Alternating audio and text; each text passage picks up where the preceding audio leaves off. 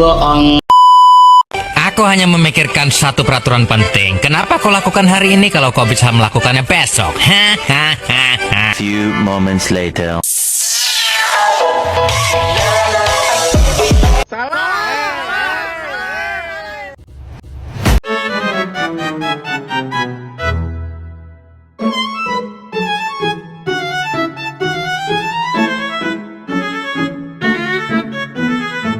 Assalamualaikum warahmatullahi wabarakatuh. Kami dari kelompok 12 akan menyampaikan materi kami yang berjudul Hubungan antara neraca pembayaran dan pasar valuta asing.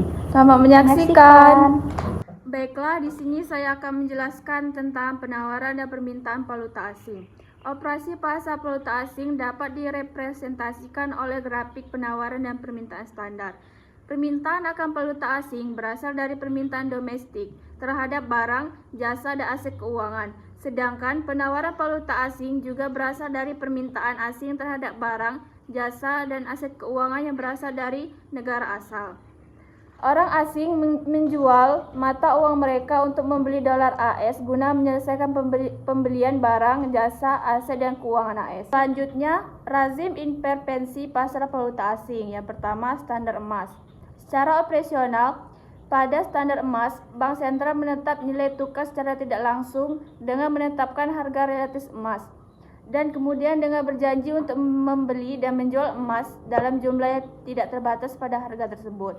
Yang kedua, perjanjian Bretton Woods. Sistem Bretton Woods sebagaimana dijelaskan dalam artikel Kesepakatan Dana Moneter Internasional muncul dari konferensi musim panas tahun 1944 di sebuah resort dengan nama yang sama dekat Gunung Washington di New Hampshire.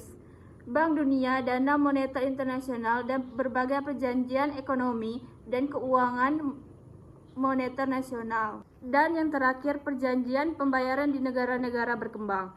Di sebagaimana besar negara berkembang terhadap pengaturan yang sedikit berbeda selama periode Bretton Woods.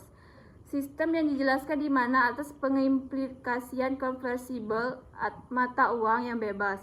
Artinya, penduduk swasta bebas untuk membeli dan menjual valuta asing untuk melakukan transaksi di akun berjalan dan modal. Meskipun beberapa negara industri berkembang tidak memiliki fleksibilitas bebas di mana hampir semua transaksi untuk tunduk pada regulasi permintaan. C. Intervensi pasar valuta asing dengan nilai tukar mengambang. Secara teori, sistem nilai tukar yang fleksibel berarti tidak ada bank sentral yang melakukan intervensi di pasar valuta asing. Dan nilai tukar ditentukan sebagaimana harga saham umumnya, melalui perubahan dalam penawaran dan permintaan tanpa stabilitas resmi. Pada peluang bersih atau murni, nilai tukar naik dan turun seiring dengan perubahan aliran pembayaran internasional. Dan pergerakan nilai tukar ini menjaga keseimbangan pembayaran dalam keseimbangan konstan, yaitu saldo transaksi cadangan resmi. Banyak ekonomi tetap skeptis bahwa interpretasi semacam itu dapat memiliki efek lebih dari sementara pada nilai tukar kecuali disertai dengan perubahan dalam kebijakan moneter nasional. Pembelian yen oleh Bank of Japan mungkin sementara memperlambat depresiasi, tetapi pengurangan total pasokan uang yen, yaitu kebijakan moneter Jepang yang lebih ketat dan memiliki dampak yang lebih tahan lama. Lembaga-lembaga pasar valuta asing. Pasar valuta asing dioperasikan oleh bank-bank komersial, utama di pusat-pusat keuangan seperti New York, London, Frankfurt, Singapura, dan Tokyo. Tidak seperti Bursa Efek New York, di mana perdagangan terjadi di satu lokasi. Pasar ini adalah pasar telepon, di mana perdagangan berada di berbagai bank dan melakukan perdagangan secara elektronik. Selanjutnya, definisi alternatif dari nilai tukar. Di masa lalu, nilai tukar diukur hanya secara bilateral dan sebagai harga lokal dari mata uang asing. Nilai tukar AS terhadap pound sterling mungkin adalah 1,6 US dollar atau sejenisnya. Praktik ini memiliki dua kelemahan. Yang pertama, tidak memberikan cara untuk mengukur nilai tukar rata-rata untuk suatu mata uang terhadap sejumlah mitra perdagangan yang penting. Dan yang kedua, berarti bahwa jika nilai suatu mata uang turun atau melemah, nilai tukarnya akan naik. Penurunan nilai dolar berarti biaya Amerika Serikat yang lebih tinggi untuk membeli pound sterling dan peningkatan nilai tukar Amerika Serikat. Yang terakhir, pandangan alternatif mengenai nilai tukar nominal keseimbangan. Terbagi menjadi dua pandangan. Yang pertama, pandangan paritas daya beli mengenai nilai tukar. Keseimbangan sepenuhnya terkait dengan internasional karena tidak memberikan kelonggaran untuk transaksi rekening modal sebagai penentu nilai tukar. Yang kedua adalah pandangan yang agak teotologis.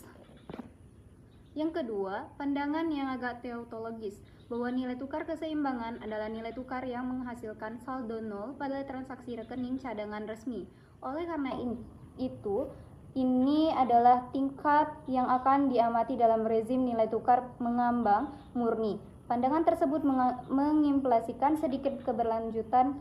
Yang kedua adalah pandangannya agak teotologis, bahwa nilai tukar keseimbangan adalah nilai tukar yang menghasilkan saldo nol pada transaksi rekening cadangan rezim nilai tukar mengambang murni. Pandangan tersebut mengimplikasikan sedikit keberlanjutan dan sebaliknya banyak volatilitas. Terima kasih sudah menyaksikan video kami. Wassalamualaikum warahmatullahi wabarakatuh. See you guys. Pandai pasang, iya